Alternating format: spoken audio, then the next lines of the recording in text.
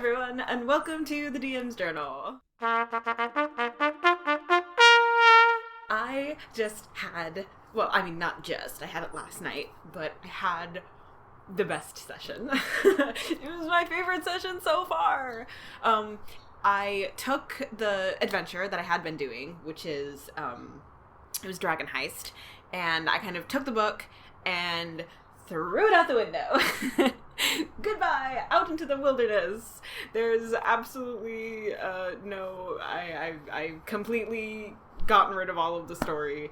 I don't even think we're gonna worry about the gold that got stolen in the beginning with the fireball and all that jazz. Like, it'll still be background information, but whatever. I want to do my own thing. It's what I should have done from the beginning, but that's okay. I'm glad we did what we did. I'm glad we started with Dragon Heist. It got everybody used to playing together. It got everybody into the world. But now I don't want to follow it anymore. So I'm not going to. I'm doing my own thing completely. But the session, it was an entirely combat session, because the first couple sessions that we did had been all RP. We are playing on Discord, and we are not, we're not using the Avray bot. We're not even really using Dice Maiden, which I got as the bot. We're using Groovy, but that's about it. And we are not doing Roll20.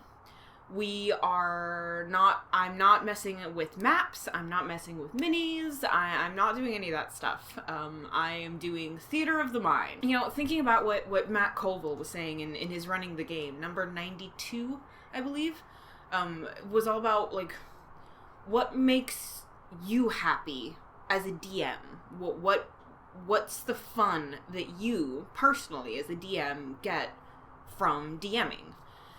And I was still figuring that out. I didn't quite have a positive. I mean, I have a few positives now, but I knew for sure that one of the things that does not bring me joy, that doesn't make me happy, is making maps. In real life, if we were playing around a table, then I think I would totally be more into it. I'd probably, like, steal maps from other people.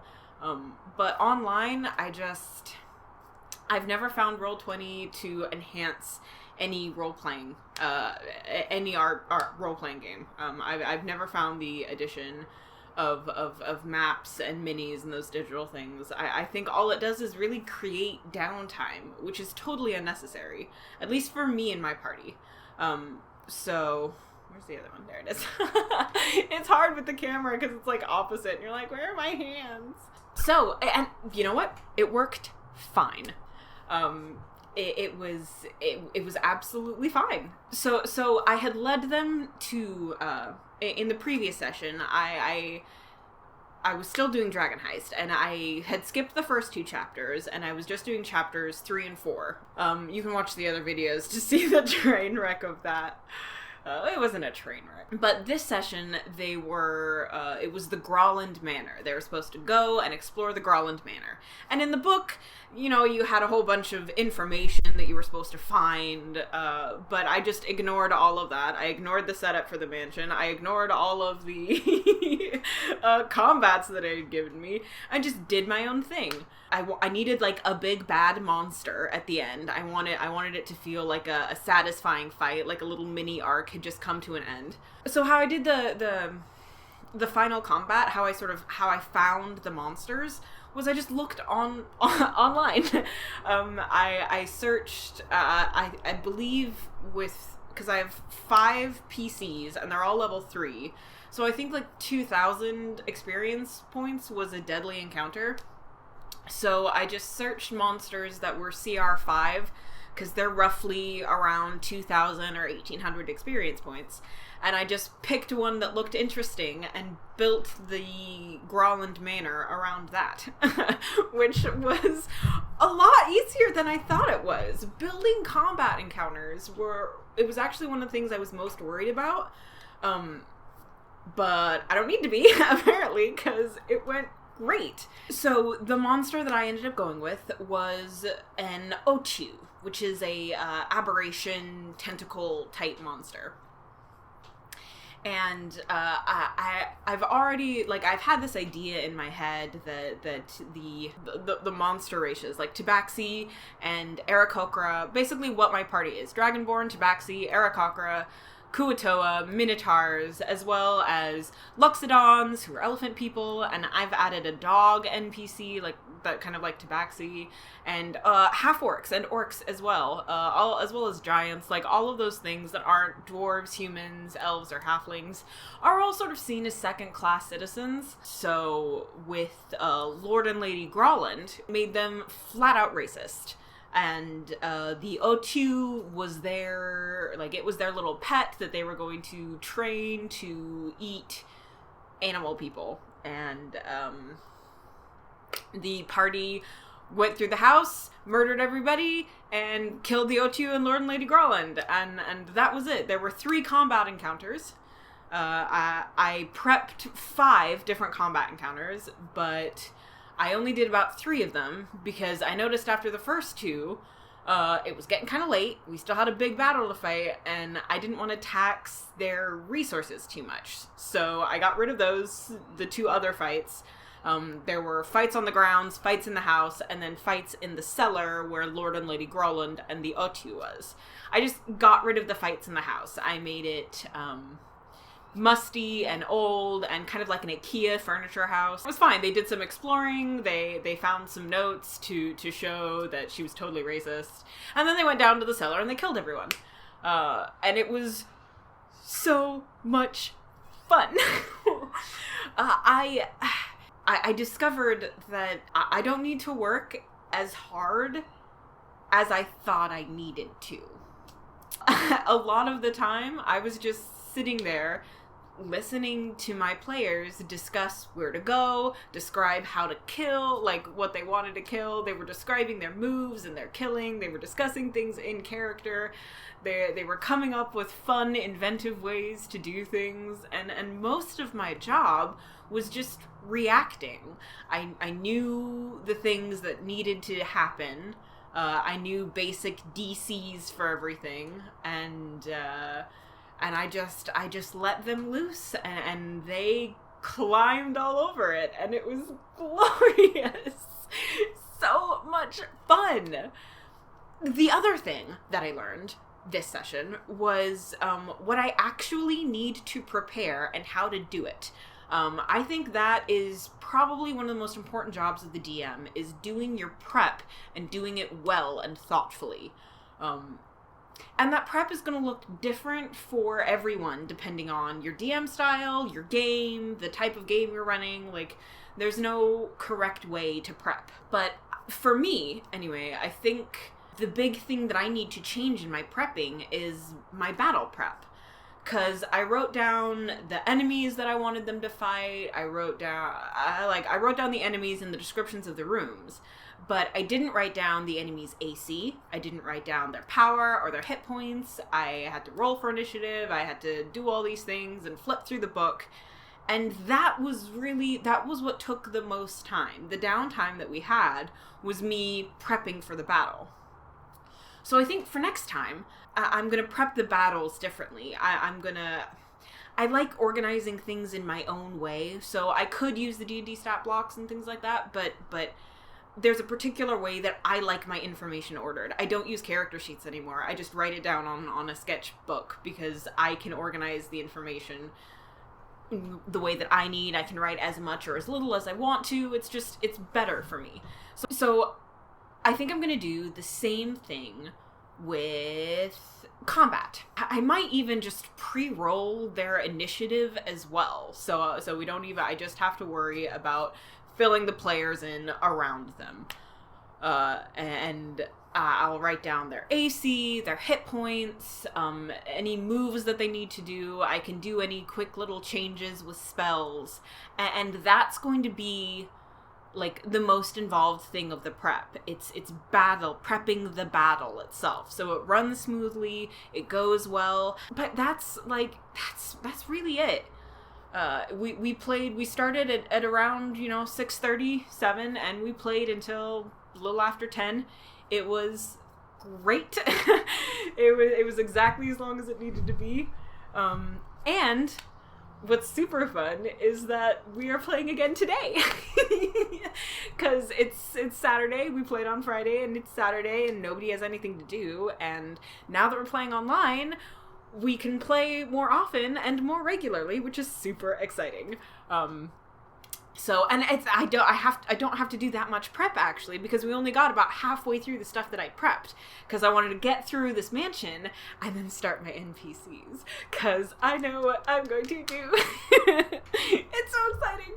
Oh my god, I'm so excited to introduce this NPC. She's amazing. So this DM's journal will be a two-parter thing, because I am recording now, and then I'll record again after the D&D session today, so we can, I can see what went wrong, what went right, and we can just have a twofer. So that'll be fun. This has been an incredible confidence booster. I've never really put myself in charge of anything or put myself in a leadership position, because I never thought I could hack it. I thought I was too scattered, too weak, too stupid, I just thought I wasn't good enough to be a leader. But I am slowly getting rid of all of those negative thoughts, and it's nice. I mean, I've been trying to do that for years, and it's nice that I'm actually getting ammunition to fight back against those dark thoughts. I have concrete evidence that I will not fuck up generally everything, because I'm doing quite well. Everybody had fun. Everybody was, including me. I had fun. I wasn't stressed. There were numbers, there was math, but I wasn't stressed out. I wasn't worried about organization. I wasn't worried about anybody not having fun. Everyone was laughing and smiling, and I was just hanging out with my peers in a way that I haven't done in a very long time, and it felt super good. So yay. And I am gonna go do some prep, and then I'm gonna play some more D&D today. And then I will be back here at a different time with a different light level of the sky, but the same great hat. And I'll tell you how that went, and then we'll upload the video and see how we get. And yeah, see you in about a cut.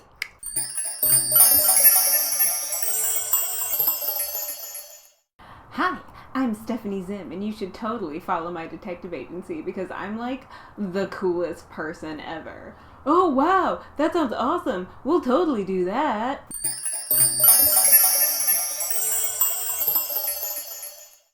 So hi, my name is Stephanie, and I know a lot, and I have a lot of things to do, and here's a bunch of things, and I want you to work for me, even though I only met you 30 minutes ago, and do you like me? I'm super cool. Do you like me? Here's my detective agency. Ha! Cool. You're a little weird. We're gonna go talk to the NPCs we already met while we go get paid for the job that we already did. Bye! So, the introduction of my NPC, Stephanie Zim, did not go as I wanted it to. First, I started out by introducing her in the worst way possible. The characters were high off of the victory of their first major battle, and then I introduce an NPC who berates them for winning that victory. The background was that Stephanie Zim is a detective, and she'd been working on bringing the Growlins to justice for a very long time, and then this party sort of comes in and runs roughshod over it all. So while her motivations were correct, it wasn't the best way to introduce the character, because it made the party kind of raise their hackles a little bit, which got me flustered because I wanted them to like them and I didn't really have a backup plan. I thought in my head that the party would go, "A detective agency? Let's all join!" But instead, what they did was go, "Oh, you run a detective agency. That's cool. We'll hit you up for work later," because she had offered them work. And then they went away to go get paid for the job that they had just completed. Which, of course, that's obviously what they were going to do. I just got so excited about this character. I had, like, tunnel vision, and I didn't make allowances for that. So they went and they got paid for the job that they were hired to do, which was destroy the Growland Manor. And then they went back to their home base, the Troll Skull Tavern, and to the first NPC that I introduced to them, Kim Shinkle, the tavern owner. Once again, I had no idea what to do, but thankfully one of my players is a very good improver, and he sat down at the tavern and he was like, "Oi, Kim, I want to know, like, what are some of the craziest things to have happened to this bar?" And he just started setting me up, and I managed to tamp down the feelings of, oh no, I messed everything up! And I managed to just sort of brush them aside and go, no, we're not going to deal with you right now. We don't listen to that voice anymore. And I just remembered to play and have fun, and things got better. And I told a few stories, and I made them laugh again, and we all laughed, and they all went to bed, and then the next morning they went to go to see Stephanie again, because it was literally the only other option I had given them. I'm trying really hard not to be railroady, but it's a lot harder than I expected.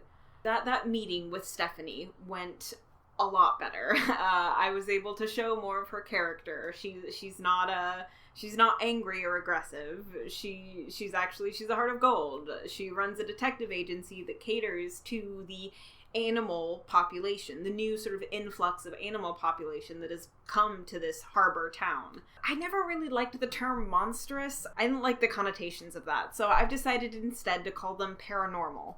Dwarves, elves, humans, and halflings being the normal, and then everything else is considered paranormal. They don't have paranormal in the way that we consider paranormal, because they have ghosts and magic and, ESP and all these crazy things. So I thought that was fun. I get to have a paranormal detective agency, and it's a detective agency that helps animals and the downtrodden, and she's very poor and she doesn't work for any money, which is funny because this group really, really likes money. So she had 3 quests to offer them. One was for, I think, 5 gold total, and it was to help a blind woman search for her missing husband. The second was for free, and it was to help some missing children from the orphanage, because some children has gone missing, and she wants to find them. And the second...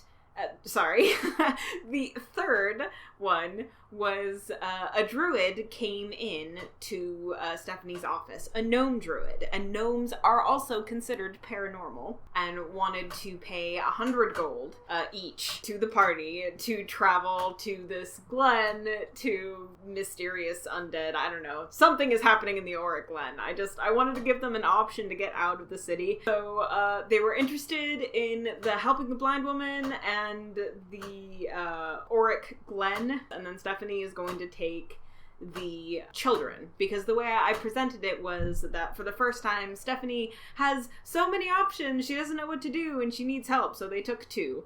I made sure to offer gold on the third one, because I figured that was what was going to get them to choose. And I was right. They're a greedy party. Parties are greedy. All in all, it wasn't a bad session, though I definitely worried in the middle that I had ruined everything.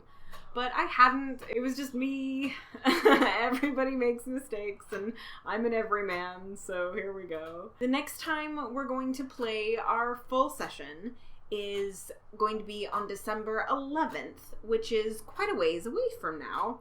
So in the meantime, this Friday, I'm going to run a one-shot for 4 of my players. The 5th one can't join us because they have time crunch things that happens. But for 4 of them, I'm going to run a little one-shot on the southern continent, because the main campaign with the party of 5 takes place on the northern continent of Runth. I'm going to have these 4 characters.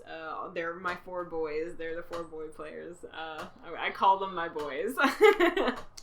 So I'm going to run a one-shot for my boys, and it's going to be good.